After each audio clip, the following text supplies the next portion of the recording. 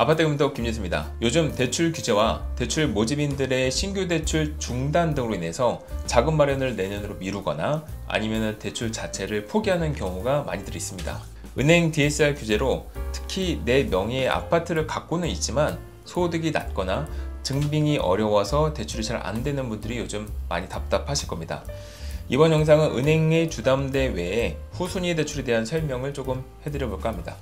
말 그대로 이미 선순위 담보가 설정된 아파트, 그 아파트에 추가로 대출을 받는 걸 우리가 후순위 담보대출이라고 합니다.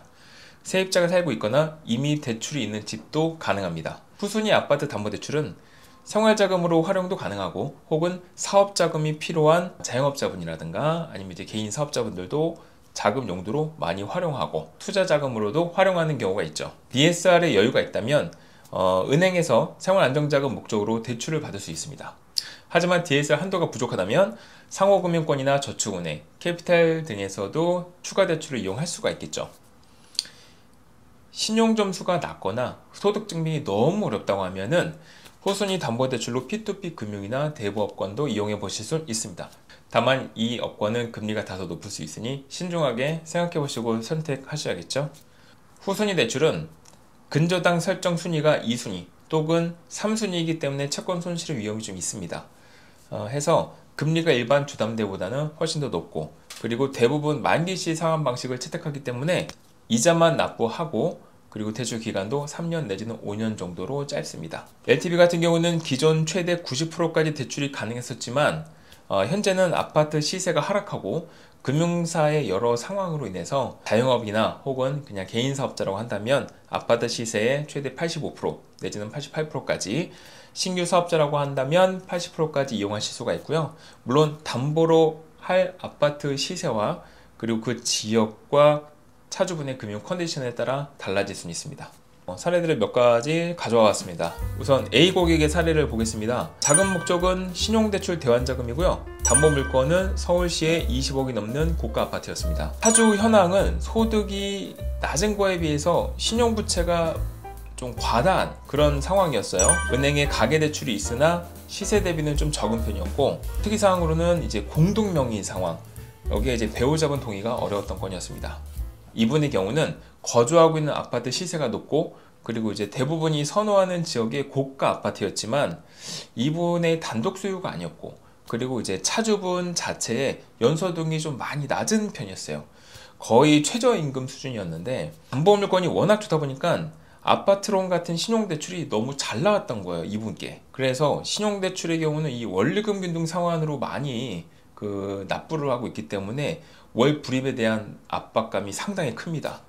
해서 이분의 경우는 후순위 지분대출로 대출 실행을 해서 기존 부채를 모두 상환을 하셨습니다.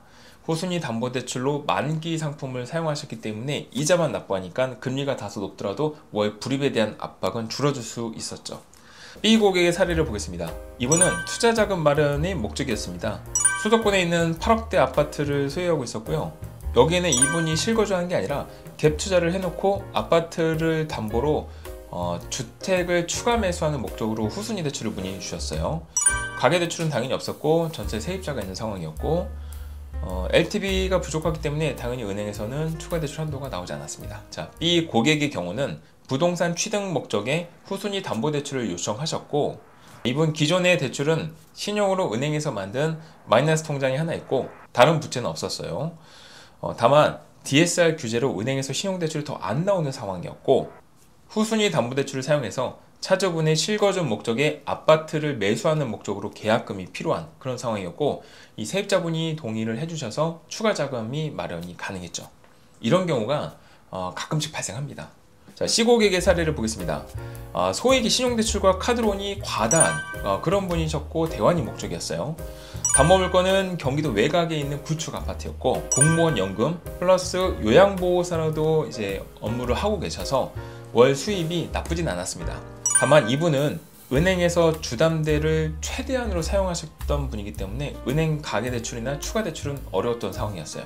이금융권의 추가대출을 사용하기에는 사업자도 없고 그리고 이제 취급할 수 있는 그 담보 가치가 너무 낮았습니다.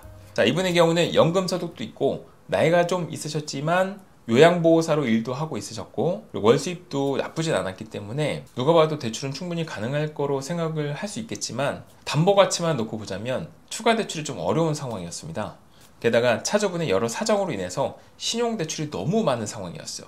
특히 이제 카드론이 많고 300 내지는 500 정도 되는 이 소액 대출의 건수가 너무 많았습니다. 해서 차주분은 집도 처분하려고 부동산에 내놓으려고 하는 그런 상황이었어요. 그런데 이제 막상 내 집을 처분한다는 게 결코 쉽지는 않습니다. 최선의 방법은 아닐지 모르겠지만 이분은 후순위 대출로 P2P를 이제 이용하셔서 기존 신용부채를 대환을 다 하셨고요. 물론 큰 건들은 못했지만 이제 소액으로 쪼개져 있는 그런 대출들과 그리고 카드론 등을 다 합산해서 대환을 했습니다.